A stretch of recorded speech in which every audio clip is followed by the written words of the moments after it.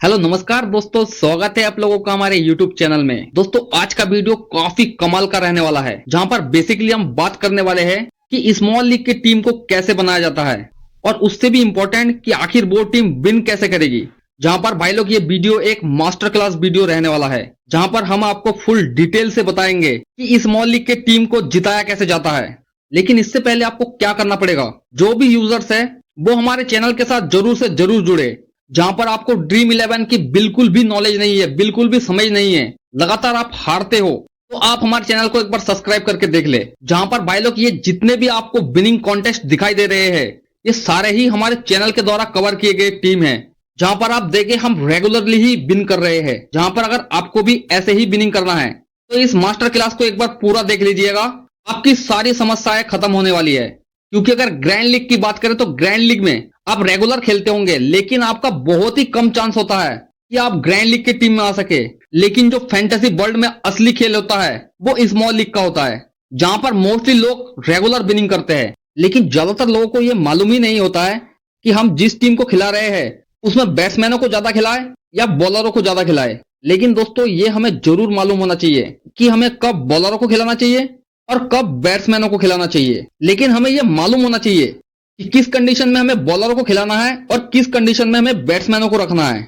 जहां पर दुनिया भर के यूट्यूबर आपको स्टैट के ऊपर टीम बना के दिखा देते हैं, जहां पर स्टैट भी बहुत ही ज्यादा इंपॉर्टेंट रोल अदा करता है। लेकिन स्टैट से अलग आपको इन 5 चीजों को फोकस करना पड़ता है, जहां पर हम आपको इस वीडियो में पूरा कंफर्म करके देंगे कि आपको किस कंडीशन में बॉलर को ज्यादा खिलाना है या कौन से कंडीशन में बैट्समैन को अपने साथ में लेकर चलना है। इससे पहले अगर आपने वीडियो को लाइक नहीं किया है तो वीडियो को लाइक करते हुए जरूर चले, क्योंकि इस वीडियो को बनाने के लिए हमें काफी ज्यादा मेहनत करना पड़ा और इस वीडियो का एक एक सेकंड आपके लिए काफी इंपॉर्टेंट होगा, इसलिए भाई लोग मिस ना करें। अब हम सबसे पहले नंबर पर बात करते हैं कि स्मॉल लीग की टीम को कैसे बनाएं, और उससे भी इंपॉर्टेंट यह है कि उस टीम को हम विन कैसे कराए। जहां पर हम आपको 5 पॉइंट्स बताएंगे।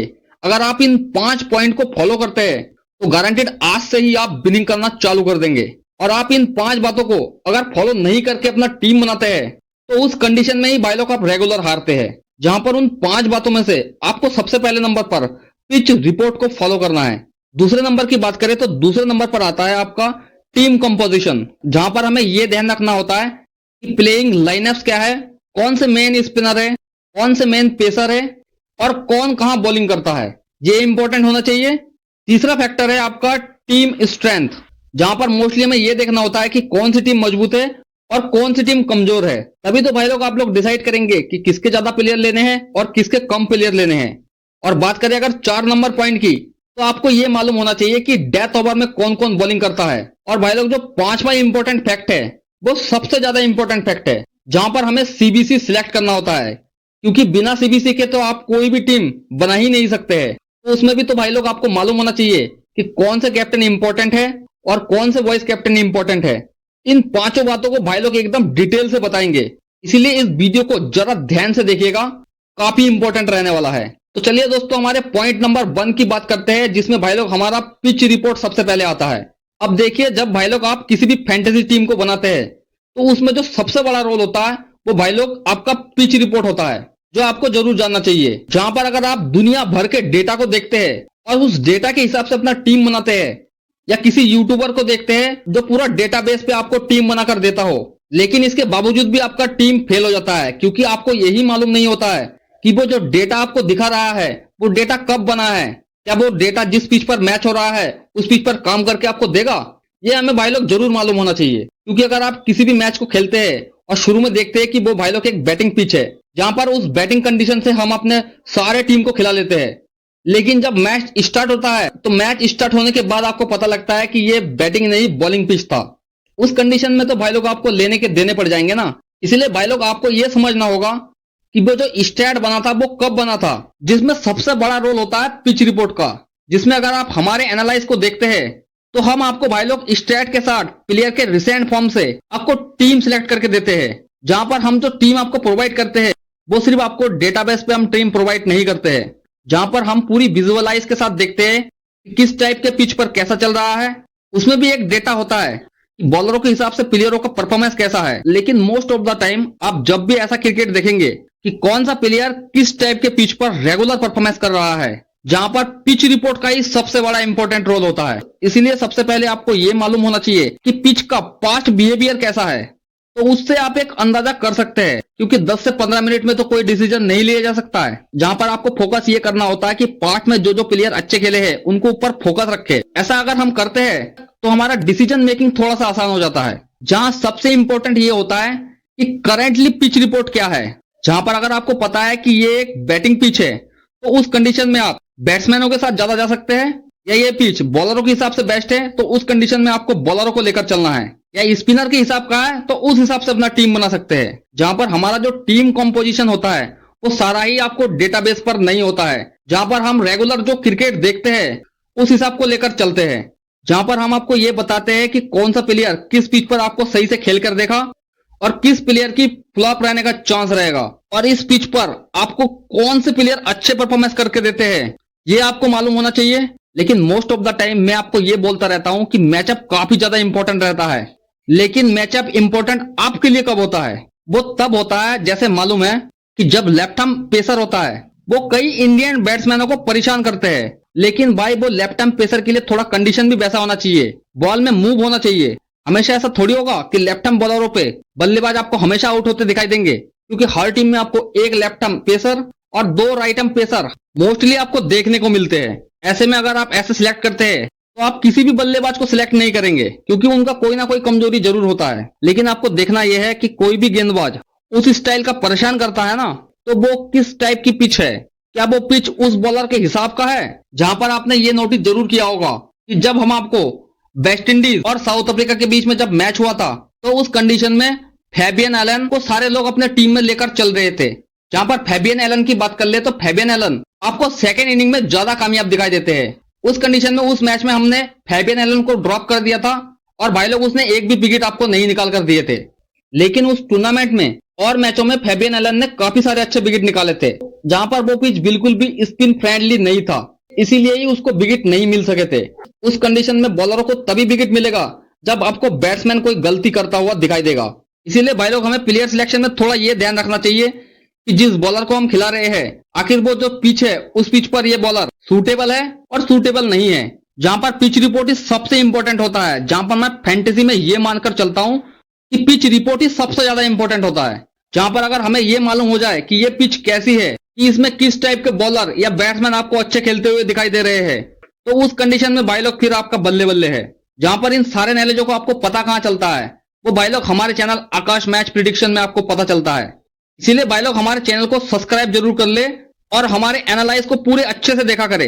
अब भाई लोग बात करते हैं दूसरे नंबर पर, जो भाई लोग टीम कंपोजिशन है, जहां पर हमें यह मालूम करना होता है कि प्लेइंग 11 क्या है, साथ में उनका बैटिंग ऑर्डर क्या है, तो उन बैटिंग ऑर्डर में चेंज क्या हो सकता है। ये आपको जरूर मालूम होना चाहिए कि कौन मेन स्पिनर है और कौन सा बॉलर कहां बॉलिंग करेगा। जहां पर भाई लोग ये बॉलिंग वाला सेक्शन हमने 5 नंबर में रखा हुआ है, जहां पर नंबर 5 के पॉइंट में आपको पूरे डिटेल से बताएंगे कि कौन सा बॉलर को आप अपने टीम में खिला सकते हैं। लेकिन मोस्ट ऑफ द टाइम अगर पिच फास्ट है तो आपको शुरू के बैट्समैनों को अपने टीम में रखना है, और वहीं पर अगर पिच थोड़ा सा मूवमेंट ले रही है और बल्लेबाज वहां पर सही से नहीं खेल पा रहे हैं, तो आपको नीचे के अच्छे बल्लेबाजों को कब लेना चाहिए ये भी मालूम होना चाहिए। तो इसमें सबसे बड़ा रोल होता है टीम कंपोजिशन का, क्या बैटिंग ऑर्डर होगा ये भी आपको एकदम ध्यान से देखना चाहिए। तो दोस्तों एकदम अभी बात करने वाले हैं 3 नंबर की पॉइंट की, जो है भाई लोग टीम स्ट्रेंथ। अब भाई लोग आप जब भी कभी टीम बनाते हैं तो सबसे पहले आप पिच रिपोर्ट को देख लेते हैं, टीम कंपोजिशन को देख लेते हैं, लेकिन आपको यह जरूर मालूम होना चाहिए कि कौन सा टीम ज्यादा स्ट्रांग है और कौन सी टीम ज्यादा कमजोर है। मोस्ट ऑफ द टाइम आपको अगर समझ में नहीं आता है तो अगर स्ट्रांग टीम है तो उसके आपको गेंदबाजों को ज्यादा रखना है। इसमें मोस्ट ऑफ द टाइम ये होता है कि जो ज्यादा मजबूत टीम होती है वो वीक टीमों को ज्यादातर मात्रा में एकदम परेशान करते हुए आपको दिखाई देते हैं, जहां पर कमजोर टीमें ज्यादातर टाइम लूजिंग टाइम में फिनिश करती है। तो इसलिए आपको मजबूत टीमों के प्लेयर को ज्यादा रखना है। अब भाई लोग सबसे इंपॉर्टेंट नंबर 4 के फैक्ट को आपको बताते हैं, जहां पर आपको डेथ ओवर के बॉलरों के बारे में पता होना चाहिए। मैं अगर चाहता तो इसको भाई लोग टीम कंपोजिशन में रख सकता था, लेकिन डेथ ओवर का कुछ अलग ही रोल होता है। क्या रोल होता है थोड़ा ये ध्यान में रख के चलिए कि डेथ ओवर के बॉलर खासकर फर्स्ट बॉलिंग के, उनको आपको most of the time prefer करना ही करना है। अगर आपको मालूम है ना कि ये डेथ में लगातार बॉलिंग करते हैं चाहे कोई भी टाइम हो, तो ऐसे प्लेयर को आप अपने टीम में बिना सोचे समझे रख लीजिए, क्योंकि परिस्थितियां कुछ ऐसी होती है ना कि उस कंडीशन में बॉलर आपको बंडल्स में विकेट निकाल कर देते हैं, क्योंकि अगेंस्ट टीम के बैट्समैनों को प्रेशर ये रहता है कि वो ज्यादा से ज्यादा स्कोर करे, जहां पर वो अंधाधुंध हिटिंग करते हैं और उस कंडीशन में विकेट मिलने के चांस काफी ज्यादा रहते हैं। जहां पर अगर विकेट्स की बात करें तो विकेट उस कंडीशन में कौन लेगा, बॉलर ही भाई लोग उस कंडीशन में आपको विकेट्स निकाल कर देते हैं। ये आपको हमेशा फॉलो करना है आपको फर्स्ट बॉलिंग करने वाली टीम के। इसीलिए फर्स्ट इनिंग के डेथ ओवर्स के बॉलर काफी ज्यादा इंपॉर्टेंट होते हैं और वो आपको जरूर से जरूर मालूम होना चाहिए, क्योंकि हो सकता है अच्छे से अच्छा स्पिनर 1 से 2 विकेट निकाले, लेकिन डेथ ओवर में एवरेज गेंदबाज 2 या 2 से ज्यादा विकेट निकाल कर ले जाते हैं। इसीलिए भाई लोग ग्रैंड लीग में भी मैं आपको ऑप्शन देता हूं डेथ ओवर के बॉलर्स की। अब भाई लोग हम अपने बात करते हैं नंबर 5 के फैक्टर की, जहां पर भाई लोग हमें सीबीसी चुनना होता है। जहां पर भाई लोग आप अपने ग्रैंड लीग के टीम में कैप्टन और वाइस कैप्टनसी कैसे सिलेक्ट करेंगे, जहां पर मोस्टली आप किसी भी प्लेयर को कैप्टन और वाइस कैप्टनसी कर देते हैं सिलेक्शन परसेंट को देखकर, लेकिन उस कंडीशन में आपको यह तो जरूर मालूम होना चाहिए कि वो प्लेयर किस कंडीशन में चलता है। इसीलिए भाई लोग सबसे पहले आपको उसमें भी पिच रिपोर्ट मालूम होना चाहिए।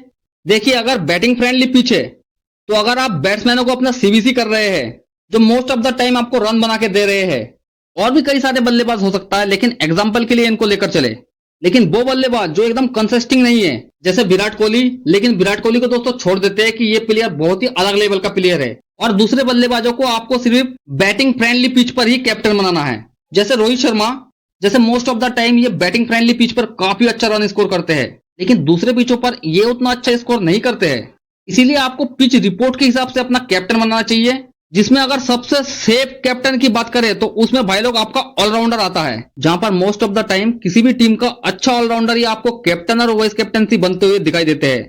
इसीलिए जब बैटिंग फ्रेंडली पिच होता है तब उस टाइम में आप अपने मोस्ट बैट्समैनों को अपना कैप्टन बनाया करिए, अंटिल वो बहुत ही अनकंसिस्टेंट बल्लेबाज ना हो।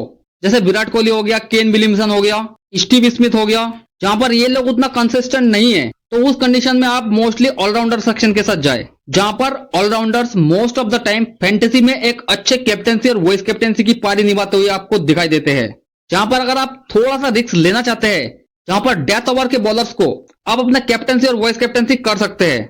और भाई लोग एक कैप्टेंसी भाई लोग आपको पिच के हिसाब से भी बनाना पड़ता है, जहां पर हम ये मान के चलते हैं कि कोई बॉलिंग फ्रेंडली पिच है तो वहां पर आपके लिए अगर पेस फ्रेंडली है तो उस कंडीशन में जो डेथ ओवर में बॉलिंग करते हैं और पावर प्ले के अंदर बॉलिंग करते हैं तो उस कंडीशन में वो प्लेयर काफी ज्यादा इंपॉर्टेंट हो जाता है। अगर वो विकेट टेकर है तो उस कंडीशन में उनको स्मॉल लीग में आप अपना कैप्टन जरूर बनाएं।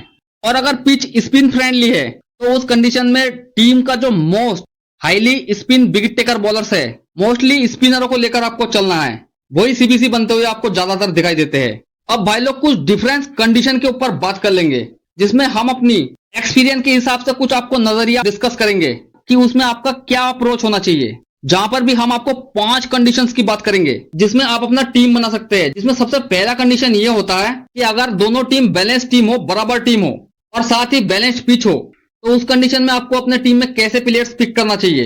तो उस कंडीशन में आपको सबसे पहले दोनों टीमों के इंपॉर्टेंट प्लेयर मालूम होने चाहिए। जहां पर ये सब बातें आपको कहां से पता चलता है, वो भाई लोग आपको हमारे चैनल से पता चलता है। प्लस डेथ ओवर का जो बॉलिंग है फर्स्ट इनिंग का, उनको जरूर कवर कीजिए। और मोस्टली जब बैलेंस पिच होता है और एकदम बैलेंस्ड डेथ ओवर के जो बॉलिंग है फर्स्ट बॉलिंग का, उसको जरूर कवर कीजिए। और मोस्टली जब बैलेंस्ड पिच होता है और एकदम बैलेंस टीम होती है ना, तो उस कंडीशन में बॉलर जो फर्स्ट इनिंग का बॉलर्स है, उस कंडीशन में बॉलर्स को ज्यादा विकेट नहीं मिलता है, लेकिन सेकंड बॉलिंग में अगर वही प्रेशर हो गया तो उस कंडीशन में जो ठीक ठाक स्पिनर भी है उसको भी भाई लोग आपको 1 से 2 विकेट मिलते हुए दिखाई देते हैं।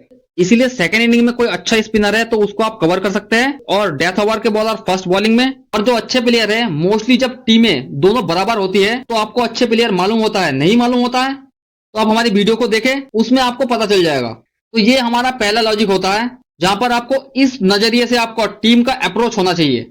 और यकीन मानिए मोस्ट ऑफ द टाइम आप अगर इस नजरिए से टीम को बनाते हैं तो आप विनिंग जोन में जरूर से जरूर रहेंगे। अब दूसरे नंबर पर अगर हाईली बैटिंग पिच हो तो उस कंडीशन में आपको अपना टीम का कॉम्पोजिशन कैसे रखना है।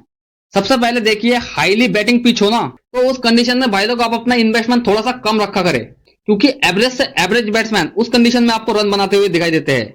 उनको कवर कर लेना है मोस्टली एकदम टॉप ऑर्डर के, क्योंकि भाई लोग उन्हीं का ही ज्यादा बैटिंग आता है। तो अच्छे जितने बैट्समैन है उनको कवर कर लेना है। दूसरे नंबर की बात करें, डेथ ओवर्स के बॉलर दोनों ही टीम के, अभी हम मान के चल रहे हैं ये मुकाबला बहुत ही ज्यादा कड़ा होगा, तो उस कंडीशन में मोस्ट ऑफ द टाइम दोनों ही टीमों के डेथ ओवर के बॉलर आपको विकेट निकालते हुए दिखाई देंगे। और अगर स्पिनर कोई बहुत ही अच्छा है, खासकर सेकंड बॉलिंग जिसकी है उसकी, फर्स्ट इनिंग में हाईली बैटिंग इनिंग्स के कोई भी बल्लेबाज फर्स्ट इनिंग के केस में आपको जितने से जितना बड़ा स्पिनर हो बहुत ही कम मात्रा में विकेट लेते हुए दिखाई देते हैं। उस केस में आपको पेसर्स ही ज्यादा मात्रा में विकेट लेते हुए दिखाई देते हैं। जहां पर हम बात कर रहे हैं हाईली बैटिंग पिच की, जहां पर दोनों ही टीमें बराबर हो, तो आप अगर ऐसा टीम बनाते हैं तो मोस्ट ऑफ द टाइम आप एकदम सफल होते हो। दूसरा इसमें कंडीशन होता है, या तो मुकाबला कड़ा होता है हाईली बैटिंग फ्रेंडली पे, या पहली बैटिंग करने वाली टीम जम के स्कोर कर दिया, बहुत ही बड़ा स्कोर कर दिया। सेकेंड जो टीम होगी जो बैटिंग करेगी वो टीम अगर बहुत अच्छी भी होगी लेकिन जो रन स्कोर का उन पर प्रेशर होगा, उस कंडीशन में भाई लोग बड़े से बड़े बल्लेबाज आपको आउट होते हुए ही दिखाई देते हैं। क्योंकि भाई लोग जब रन रेट होता है 12-13 का, तो हर बल्लेबाज आपको रन स्कोर करने की ही सोचता है। उस कंडीशन में मुकाबला हो जाता है एकदम वन साइडेड, जिसमें पिच का कोई दोष नहीं होता है, जिसमें उन कंडीशनों का दोष होता है। उस समय ऐसी परिस्थितियां उत्पन्न हो जाती है जहां पर बल्लेबाजों को अटैकिंग मूड में खेलना ही होता है, जहां पर उस कंडीशन में वो खराब से खराब गेंदबाजों को भी अपना विकेट दे बैठते हैं। इसलिए अगर आप मानते हैं कि एक हाईली बैटिंग पिच है जिसमें आपको मोस्टली मेन बल्लेबाज और डेथ ओवरों के गेंदबाज ये काफी इंपॉर्टेंट होते हैं, लेकिन दूसरा हाईली बैटिंग पिच पर ऐसा होगा कि मोस्टली आप देखते हैं फर्स्ट बैटिंग वाली टीम इतना ज्यादा स्कोर कर देती है कि सेकेंड इनिंग वाली टीम प्रेशर्स में बंडल्स में विकेट देकर चली जाती है। इसीलिए भाई लोग ये केस भी आपको कवर करना ही होगा। उस कंडीशन में या तो एकदम बराबर मुकाबला वाला बनाइए, या तो फर्स्ट इनिंग बैटिंग का। इस सिचुएशन में आप अपना अच्छा टीम बनाकर जाएंगे, और ये मेरा गारंटी है, क्योंकि ऐसा ही होता है। अगर आप फैंटेसी देखे होंगे, क्रिकेट देखे होंगे, तो आपको पता होगा इसी कंडीशन में हम आपको ग्रैंड लीग का टीम कवर करवाते हैं, जहां पर मोस्ट ऑफ द टाइम ऐसा ही होता है, जहां पर आप स्मॉल लीग में ये इंक्लूड कर सकते हैं। अब तीसरे नंबर के पॉइंट के ऊपर बात कर लेते हैं। अगर पिच स्पिन फ्रेंडली हो, जहां पर दोनों ही टीम लगभग बराबर हो, जहां पर पिच कैसी हो, स्पिन फ्रेंडली हो, जहां पर मजबूत और कमजोर टीम वाली पार्ट को हम अलग पार्ट में देखेंगे, जहां पर इस कंडीशन में हम आपको बता देते हैं कि दोनों ही टीम लगभग बराबर है। जैसे केनिंगटन ओवल में अभी इंग्लैंड और ऑस्ट्रेलिया के बीच में मैच खेला गया था, सारे लोग बैट्समैनों को लेकर चल रहे थे, लेकिन हमने आपको स्पिनरों को कवर करके दिया था। जहां पर सभी लोग पेस बॉलरों को मौका दे रहे थे, लेकिन हमने आपको स्पिनरों को लेकर दिया था। भाई लोग उस मैच में आपको स्पिनर बॉलरों ने ही विकेट निकाल कर दिए थे। इसलिए अगर आपको यह मालूम है कि ये पिच अगर स्पिन फ्रेंडली है, तो उस कंडीशन में आपको कौन से प्लेयर रखने चाहिए। पहला, जितने भी मेन स्पिनर है उन सारों को आपको कवर करना है, क्योंकि उनको हर हाल में 1 या 2 विकेट मिलने ही वाला है। जहां पर अगर बैटिंग फ्रेंडली की बात कर ले तो उसमें स्पिनर इतने ज्यादा इंपॉर्टेंट नहीं थे, लेकिन यहां पर आपके लिए मेन स्पिनर इंपॉर्टेंट रखते हैं।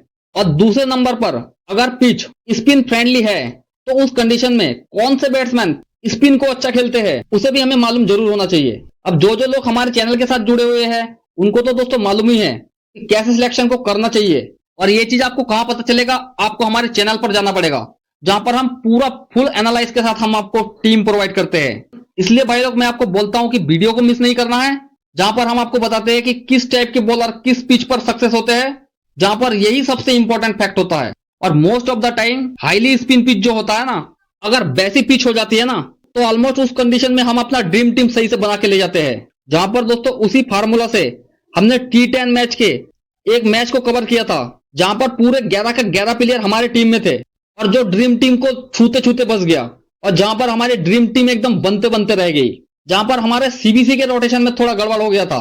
अदरवाइज हमारे 11 का 11 प्लेयर पूरे ड्रीम टीम में थे, जहां पर ये आपके सामने सबूत भी है। इसीलिए भाई लोग ऐसे पिचेस पे ना आपको क्रिकेट का पूरा नॉलेज होना चाहिए, और अगर आपको नहीं पता होता है तो आप हमारे चैनल के साथ जुड़ सकते हैं, जहां पर आकाश मैच प्रिडिक्शन में ये सारी डिटेल्स आपको एकदम मैच से पहले ही दे दिए जाते हैं। अब भाई लोग यहां पर हम चौथे कंडीशन की बात कर लेते हैं। अब भाई लोग हमने स्पिन फ्रेंडली की बात तो कर लिया, अब जो ये चौथे नंबर का पॉइंट होगा ये पेस फ्रेंडली होने वाला है। जैसे आपको अभी सीपीएल के मैचेस में दिखाई दे रहे हैं, जहां पर लगभग दोस्तों हम सीपीएल के 90% मैचों को जीत ही रहे हैं। अब भाई लोग ऐसे पिचेस पर आपको कैसे प्लेयर को अपने टीम में सिलेक्ट करना चाहिए, जहां पर अगर पिच पेस फ्रेंडली हो, तो उस कंडीशन में सबसे पहले आपको अपने टीम में ऐसे कंपोजिशन बनाना चाहिए और ऐसे बैट्समैनों को अपने टीम में रखना चाहिए जो भाई लोग स्विंग पेस को अच्छे से खेल सके। और दूसरा, ऐसे पिचों पर उन ओपनर बल्लेबाजों को ड्रॉप कर देना है जो अच्छा स्विंग नहीं खेल सकते हैं, क्योंकि उनके विकेट गिरने के 90% चांस होते हैं। तो मोस्टली आपको उन बल्लेबाजों को कवर करना है जो या तो मिडिल ऑर्डर में आते हो, जब बहुत ज्यादा मूवमेंट ना हो, और अच्छे बल्लेबाज हो। और ओपनर्स को आपको तभी कवर करना हो जो वो ऐसे पिचों पर बहुत ही अच्छा परफॉर्मेंस देते हो। नहीं तो सीधा सीधे आपको एकदम ड्रॉप करके चलना है। और प्लस जितने भी मेन स्विंग गेंदबाज है उनको कवर करना है, और डेथ ओवर्स के जो बॉलर्स है उनको कवर करना है, और जो पेस को अच्छा खेलता है उनको कवर करना है। आपकी टीम एकदम बेस्ट बन जाएगी मोस्ट ऑफ द टाइम। इस केस में आप अपोजिशन से एक नहीं भाई लोग 2 कदम आगे रहते हैं।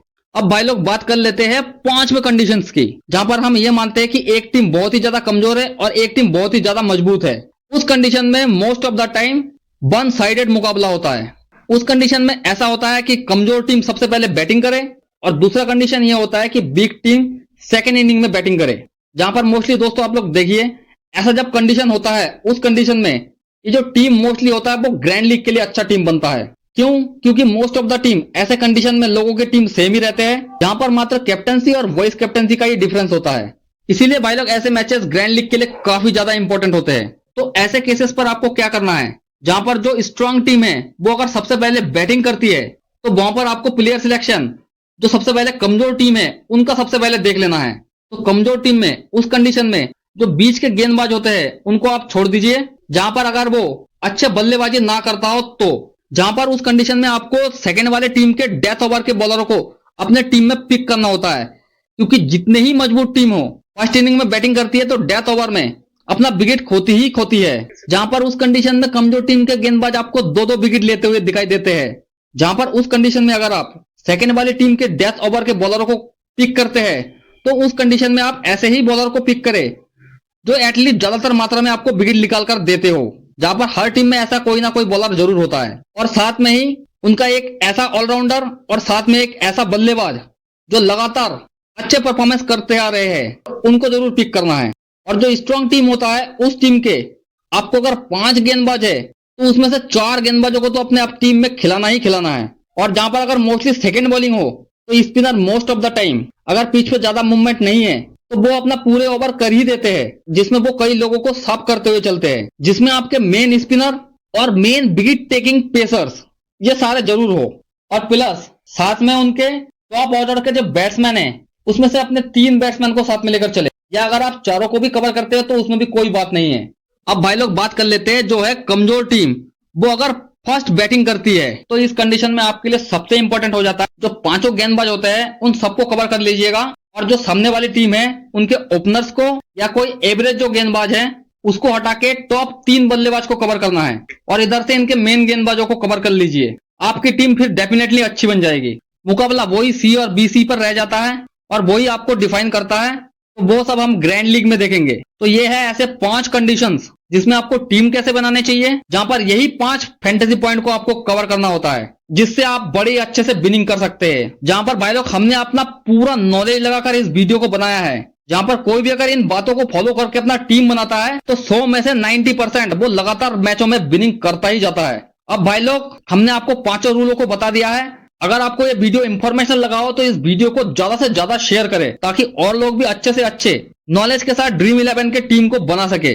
आज की वीडियो में बस इतना ही, मिलते हैं अपने नेक्स्ट वीडियो में, तब तक के लिए नमस्कार, जय हिंद दोस्तों।